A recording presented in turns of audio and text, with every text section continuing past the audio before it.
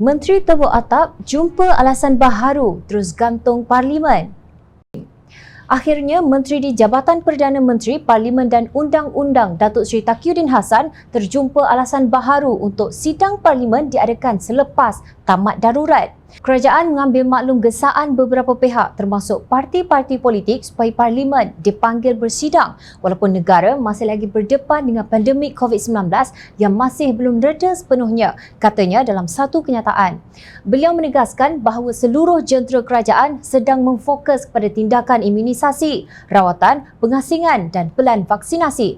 Selain itu, katanya agensi penguatkuasa terutamanya Polis Diraja Malaysia, PDRM, Angkatan Tentera Malaysia, ATM, Jabatan Imigresen Malaysia, Immigration dan Jabatan Sukarelawan Malaysia, RELA, masih lagi bertungkus lumus menjaga perbatasan tanah air daripada dibolosi pendatang asing yang membawa risiko penularan COVID-19 dari negara luar. Kerajaan amat menyedari tanggungjawab keperlembagaan constitutional responsibilities untuk memastikan penerusan proses demokrasi di negara ini terjamin melalui sidang Parlimen.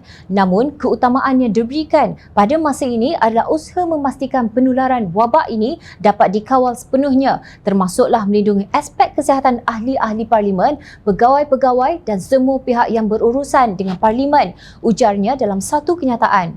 Beliau berkata, semasa darurat berkuat kuasa, semua pihak termasuk pembangkang masih boleh menyalurkan sebarang pandangan kepada kerajaan melalui saluran-saluran yang dibenarkan, termasuklah melalui jawatan kuasa khas bebas yang ditubuhkan di bawah ordinan darurat bagi menasihati Yang di-Pertuan Agong mengenai hal-hal berkaitan kuat kuasa darurat.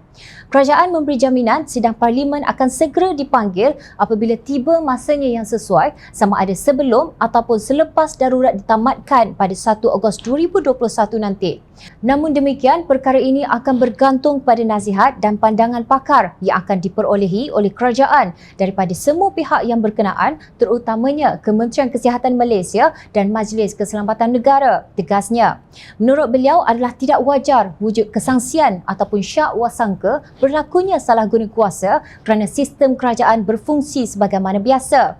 Ini termasuklah dalam aspek pemantauan pentadbiran oleh pihak penguatkuasa, terutamanya Suruhanjaya Pencegahan Rasuah Malaysia SPRM, Jabatan Audit Negara dan juga Jawatan Kuasa Kira-kira Wang Awam PAC.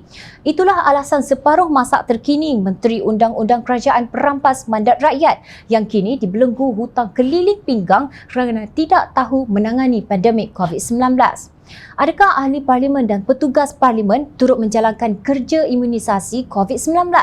Apa kaitannya agensi penguatkuasa seperti PDRM, ATM, Immigration dan RELA yang menjaga perbatasan daripada dibolosi pendatang asing dengan keperluan untuk Parlimen bersidang?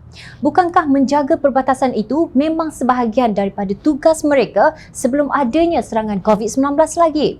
Setelah kantoi dengan alasan ramai ahli Parlimen golongan warga emas yang berisiko kerana mereka juga turut mahu Dewan Rakyat bersidang, Taqiyuddin cuba mengambil contoh darurat selepas 13 Mei 1969.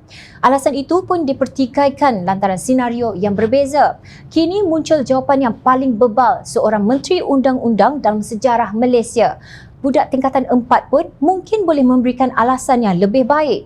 Pada 4 Februari, Perdana Menteri Tebuk Atap Tan Sri Muhyiddin Yassin berjalan ke Serata Ceruk Rantau sehingga ke Jakarta ketika wabak COVID-19 masih mencanak naik. Pada 11 April, Menteri Agama Datuk Seri Dr. Zulkifli Mohamad sampai ke Madinah semasa darurat sedang masih berkuat kuasa. Semuanya mereka boleh lakukan seolah-olah hanya rakyat sahaja yang dikenakan darurat. Untuk rekod, pada 24 Februari lalu, Yang di-Pertuan Agong Al-Sultan Abdullah bertitah Parlimen boleh bersidang semasa tempoh darurat berkuat kuasa.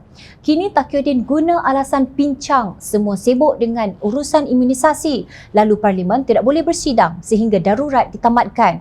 Sedangkan seluruh penduduk negara ini boleh diimunisasi tanpa adanya darurat. Tidak hairanlah kalau rakyat berang dan kata kerajaan gagal.